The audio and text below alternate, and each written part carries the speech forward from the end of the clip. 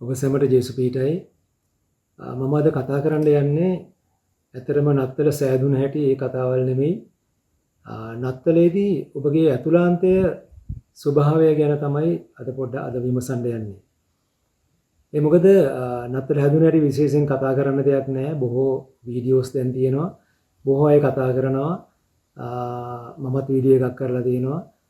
සැරනේලියා උත්සවය ගැන. ඒ උත්සවයේ තියෙන ප්‍රධාන ලක්ෂණ සියල්ලම නත්තලේ සහ නත්තල් උත්සවයට ඇතුළත් වෙලා තියෙන හැටි. ඒකට නත්තල් ගහක් කියලා ගහක් සරසලා අපි සමරන්නේ මොකද්ද? කාවද සමරන්නේ? ඒ දේවල් බොහෝ දෙනෙක් අද දැනුවත් වෙලා ඉන්නවා. කිතුනුව බොහෝ දෙනෙක් දන්නවා. ඒ නිසා මම කතා කරන්නේ ඊට වඩා වෙනස් දෙයක් අද. ප්‍රශ්නේ තියෙන්නේ මේ කතාව කරන්න යන්නේ ගැලවීම ලැබපු ක්‍රිස්තියානිකාරයෝ ක්‍රිස්තියානි අය බොහෝ දෙනෙක් සාතන්ගේ මේ අන්ධකාරයේ බලපෑමෙන් මුළුමනින්ම ගැලවිලා නැත්තේ ඇයි කියලා එකයි. ඒගොල්ලෝ අඩුවෙන් වැඩියෙන් යම් ආකාර පිළිගැනීමක් තියෙන ස්වභාවයක බොහෝ දෙනෙක් ඉන්න බව පේනවා. අවංකව ඔබගේ සිතෙන් අහලා බලන්න මෙන්න මේ කාරණා ටික මම කියන්න යන. දෙසැම්බර් මාසයේ පටන් ගද්දී එහෙම නැත්නම් දෙසැම්බර් 22 23 24 25 දවස්වල ඔබගේ සිතට දැනෙන අලුත් අමුතු උද්‍යෝගය ප්‍රීතිය සන්තෝෂය මොකද්ද? ඒ මොන වගේද? එහෙම දැනෙනවද? අතීතයේ නත්තල් සමරන කාලේදී දැනුණු සැහැල්ලු විනෝද හැඟීම් ඔබට දැනෙනවද? අමුතු උද්‍යෝගයක් ඔබට දැනෙනවද මේ සීසන් එකේ? රයිට්? හිතට සතුට ගෙනෙන දෙන දේවල් ගැන හිතන්න කරන්න අවුරුද්දේ තව දවස් 362ක්ම තියෙනවා. නමුත් මේ දවස්වල ඔබට විශේෂයෙන් නාද වැඩිපුර සින්දු අහන්න මේ කෑම කන බොන දේවල් සෙල්ලම් කරන්න ෆිල්ම් බලන්න අර විවේකයක් නෑ. ඒ වුණාට විවේකයෙන් ඉන්නවා වගේ ලොකු උද්‍යෝගයකින් මේ විනෝදකාමී දේවල් කරන්න ඔබට ඇඟීම් බර වෙනවද? ආස වෙනවද? ඔය දේවල් සේරම සම්පූර්ණ වුණාම තව දේවල්ටත් යොමු වෙනවා. අර ඊශ්‍රායෙල් සෙනඟට වුණා වගේ. මේ දේවල් සේරම නිකම්ම සිද්ධ වෙන්නේ නැහැ.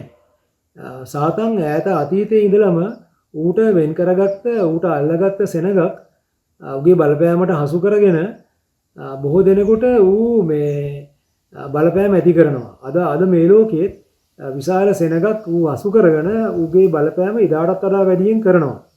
උගේ ක්‍රියාවලියේ බලපෑම තියෙන්නේ දෙවියන් වහන්සේව අදාහගත්තා කියන කිව්වට ලෝකයේ දේවල් සම්බන්ධව යම් ආසාවක් ලෝකයේ ක්‍රමයට යම් කිසි බැඳීමක් තියෙන අයට තමයි මේ බලපෑම ඌට කරන්න පුළුවන්. අනිත් අයට කරන්න බෑ. සුද්ධාත්මයන් වහන්සේ තුල මුළුමනින්ම මුළු සිතින්ම සුද්ධාත්මයන් වහන්සේ තුල සිටින කෙනෙකුට මේ බලපෑම ඇති කරන්න බෑ. ඒ ආත්මයන් වහන්සේ තුල මුළුමනින්ම නැති කෙනෙකුට ලෝකයේ දේවල් වලට ආස ලෝකයේ ක්‍රමයට යටත් වෙන අයට මේ ආසාව මේ දැනීම මේ හැඟීම ඇති වෙනවා. මානසික වූ මේ ලෝකය යක්ෂයාට අයිති. ඒ නිසා ඌ මේ ලෝකය උගේ අන්ධකාර බලයෙන් වසනකොට ඒ වසන අවස්ථාවේදී ඒ මානසික වූ සිත මානසික වූ ක්‍රමවලට හසු වුණු අය මේ සිතුවිලි වලට හසු වෙන එක වළක්වන්න බෑ. මේ අන්ධකාරය කියලා මම කියන්නේ භෞතික අන්ධකාරය නෙමෙයි ඔබ දන්නවා ආත්මික අන්ධකාරය. ඒත් අපි බලමු මේ බොඩි සෝල් ස්පිරිට් ගැන යම්කිසි හැඟීමක් දැනීමක් තියෙන කෙනෙක් මේ වීඩියෝ එක බලනවා නම් ඒ අයට තේරෙයි ඒ අය බලන්න ඕන අහන්න ඕන ඔබගේ සෝල් එකට මේ දවස්වල සිද්ධ වෙන මිනිස්සු කියන කරන කරපු දේවල් ඔබට දැනෙන්නේ කොහොමද? ඔබ ඒකට ද්වේෂ කරාද? ඔබ ඒකට සපෝට් කරාද? ඔබ ඒක අනුමත කරාද කියලා ඔබට හොයලා බලන්න පුළුවන්. මේ පණිවිඩයේ තවත් කොටසකට මම යනවා තවත් ආකාරයකට. අපි මෙන්න මෙහෙම හිතලා බලන්න යනවා. අපි බලමු දැන් ජේසුගේ අම්මවත් ජේසුව අදාහගත් අය කියලා අපිට සාක්ෂි තියෙන යාකෝබ් යූදස් වගේ සහෝදරයොත් යාගේම සහෝදරයොත් ළඟින්ම හිටපු ගෝලයොවත් දැන් ඔච්චර කරුණු හොයලා බලලා ලියපු ලූක්වත් ඊට පස්සේ පවුල්වත් මේ උපන්දිනය ගැන ලියලා නැහැ. කිසිම දෙයක් ඇතුළත් කරන්නේ නැහැ ඒගොල්ලන්ගේ ලිපි වලට ලියුම් වලට. ඒක ජේසු ඇවිල්ලා උගන්වපු දේ කරපු දේ සුද්ධාත්මයන් වහන්සේ අපිට එවන පිණිස අර තිරය දෙකට මැදින් ඉරලා අපිව දෙවියන් වහන්සේට කෙලින්ම සම්බන්ධ වෙන මාර්ගයේ අරපු කාරණාවේ වැදගත්කම දන්න මේ අයට මේ උපන්දිනේ වැදගත් උනේ නැහැ. ඒගොල්ලන්ගේ ලිපි වලට ඇතුළත් කරන්න. ඒතර ඔය ගැන උනන්දුවක් ඇති වෙනවනම් ඇති වෙන්න තිබුණු පළවෙනිම කෙනා තමයි මරියතුමී. ඒතර මරියතුමී එයාට උමනාවක් තිබුණා නම් මතෙව් මාක් ලූක් යොහාන් පේත්‍රස් යාකෝබ් යූදස් පවුල් මං ඉස්සෙල්ලා ගියා ලිස්ට් එක එක්කෙනෙක්වත් මේ ගැන ලියලා නැහැනේ. එයාට උමනාවක් තිබුණා නම් එයා ඇතුල් කරන්න තිබුණා. අමතක කරන්න එපා. ජේසු මැරෙනකොට යොහාන්ව තමයි බාර දුන්නේ. ස්ත්‍රිය මේ ඔබේ පුත්‍රයා කියලා. ගෙදරට බාර ගන්න කියලා. ඒතකොට අනිවාර්යෙන්ම දැන් බයිබලයේ ලියලා තියෙනවා ජෙරුසලමේ උඩුමහලට ගිහිල්ලා මරීතුමිත් ගෝලියොත් ඔක්කොම එකතු වෙලා නොකඩවා එක්සිත්ව යාඥා කරා කියලා. නමුත් කුරුසේ අනගහලා මැරපු දවසේ යොහාන් අනිවාර්යයෙන්ම ගෙදරට යන්න ඇතිනේ. අර කියපු හින්දා. අනිත් ගෝලියොත් යන්න ඇති. එතකොට ගෙදර සහෝදර සහෝදරියොත් ඉන්නවා. එතකොට මරණයෙන් නැගිටිනකන් ඒ දවස් තුන ඇතුළතදී ඒගොල්ලෝ ඕන තරම් කතා වෙන්න ඇති. මේ හොඳ තරුණ වයසේදී මැරුවා. දැන් මෙයාට වයස කීයද? එතකොට මරිතුමිය අනිවාර්යයෙන්ම කියන්න ඇති. මේ උපදින්න ඉස්සෙල්ලා දේවදූතයෝ කියපු දේවල් කියන්න ඇති. ඊට පස්සේ උපදින දවසේ ගමන යනකොට මේ හරක් මඩුවකට යන්න සිද්ධ වුණේ ඇයි? ඒ දවස්වල රටේ තිබුණු තත්ත්වය ওই දේවල් ඔක්කොම විස්තර අපූර්වට කියන්න ඇති. දිනේ අමතක වෙන්න කිසිම හේතුවක් නැහැ. දිනේ ඇතුළත් කරේ නැහැ. ඒක සුභාරංචි පොත්වලට මතෙව් මාක් ලූක්ලා ලිව්වට ඒ කියපු දේවල් විස්තර තමයි ඔක්කොම ඇතුළත් කරේ. එදා දැනගත්ත දේවල් තමයි සුභාරංචි පොත්වල ලියලා තියෙන්නේ. නමුත් උපන්දිනේ ඇතුළත් කරලා නැහැ. දැන් මෙන්න මේක ඔබ හොඳට තේරුම් ගන්න. සහෝදරයා සහෝදරි දෙවියන් වහන්සේ දැනගත්තා මෝසෙස්ගේ මිනිය ඊශ්‍රායල් සෙනගට එදා අහුවෙන්න දුන්නා නම් ඒගොල්ලෝ නටන නාටකම මොකක්ද කියලා දෙවියන් වහන්සේ දන්නවා. ඒ නිසා මිනිහ අහුවෙන්න දුන්නේ නැහැ. ඒ වගේම තමයි ජේසුස් වහන්සේගේ උපන්දිනේවත් ඇතුළත් කරන්න සුදාත්මයන් වහන්සේ දුන්නේ නැහැ කිසිම ලියවිල්ලකට.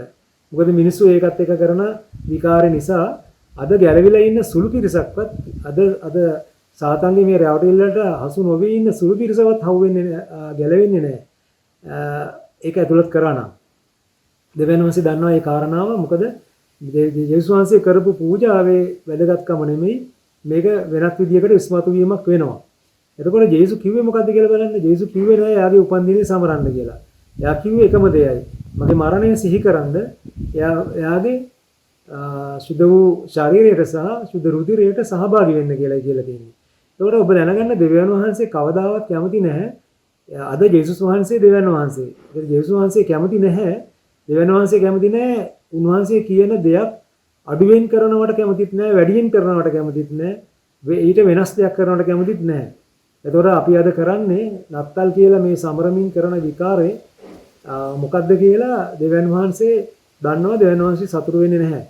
හැබැයි ප්‍රශ්නේ තියෙන්නේ සාතන් මේක මිනිස්යාගේ ඇසට කනට මාංශයට ප්‍රිය වෙන විදිහට සැරසිලි වලින් කෑම බීම වලින් සතුට සාමයේ උද්‍යෝගයකින් පුරවලා ලොකු පැකේජ් එකක් දීලා තියෙන්නේ.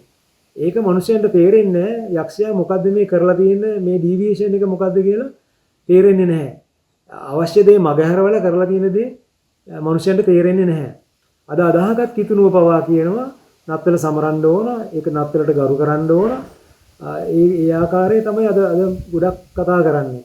ඉතින් මම ඔබට කියනවා අවසාන වශයෙන් හැමදාම යක්ෂයා බොරුව රැවටීම කරමින් දෙවියන් වහන්සේගේ සැලසුම් සහ දෙවියන් වහන්සේගේ ක්‍රියාවන් ඩුප්ලිකේට් කරමින් යක්ෂයා කරන මේ රැවටිල්ලට හසු වෙන්න එපා.